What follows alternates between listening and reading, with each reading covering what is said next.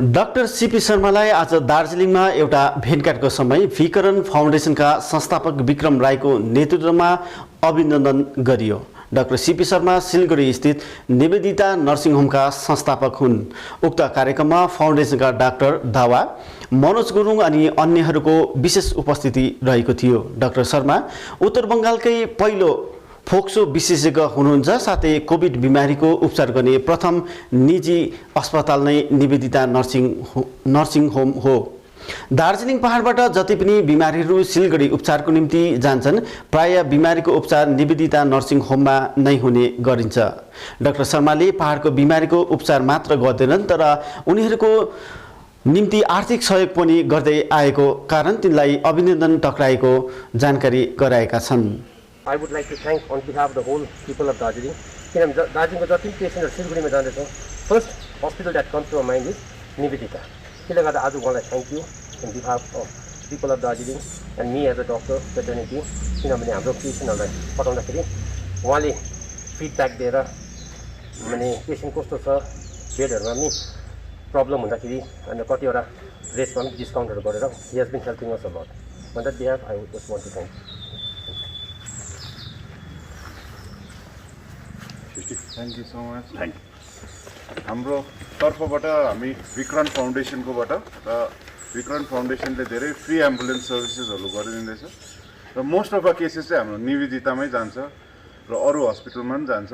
हिजो राति पनि हामीले एउटा निवेदितामा नर्थ पोइन्ट आइसोलेसन सेन्टरबाट लानु पर्यो बिकज अलिक क्रिटिकल भएर, र हामीले कहिले भेट्नु पाएको थिएन र उहाँको काम मात्रै सुन्नु र उहाँको हस्पिटल मात्रै सुन्नु पाएको थियो।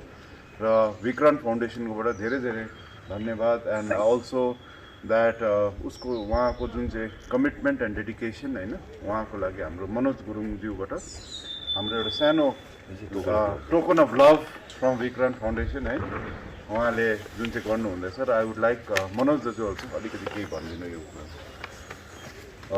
Namaste. On behalf of Vikran Foundation, firstly I would like to thank Dr. Dao for giving us the opportunity to meet Dr. C.P. Sharma. उहाँको नाम धेरै हामीले सुनिरहेको, we've heard about him, but आज we met him in personal.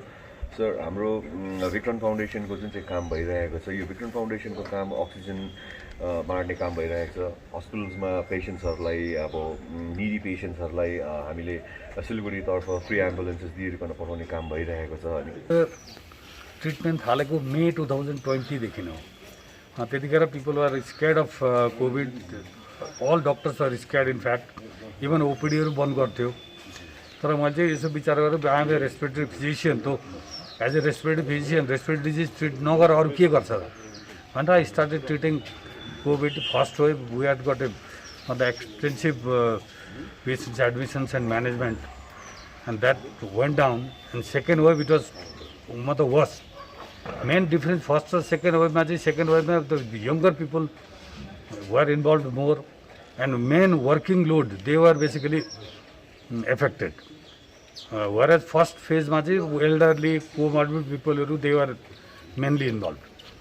अन्त यो छ त्यहाँ माथि बेसिकली के छ भने तपाईँको हिल्सबाट जेनरली पेसेन्ट चाहिँ रेफर गरेर जान्छ हाम्रोमा निवेदितामा। We just manage them properly and I just want to congratulate and wish you all the best for Vikram Foundation, because mainly treatment for COVID is oxygen is one of the most important. And तपाईँले त लिनुभएको रहेछ oxygen को भार चाहिँ त्यो चाहिँ सबसे इम्पोर्टेन्ट हुन्छ। त्यसले गर्दा I just want to congratulate. तर त्यसमा एक चिज I just want to add, जो पेसेन्ट चाहिँ इनिसियली अक्सिजन जरुरी पर्छ त्यसलाई चाहिँ better to refer somewhere and get admitted in a hospital rather than continuing. तर सेकेन्ड ग्रुप अफ पेसेन्ट छ जो already they are admitted in some hospital, they get discharge after being negative and they are advise home oxygen therapy हो। उनीहरूलाई चाहिँ long term oxygen support चाहिन्छ हो। त्यसको लागि चाहिँ it will be very useful, because many patients 1 or 2 liter oxygen is required and we discharge them from hospital and they stay at home, they are COVID negative, but oxygen requirement may last for few months also. And the whole testo patient like help got it will be really beneficial. Rather than initial oxygen जरूरी पर्छ त्यसलाई चाहिँ generally it is advisable to be hospitalized, because there are good chances that they may deteriorate further. So it's a very, once again, I just congratulate Vikram Foundation and wish you all the best. Thank you.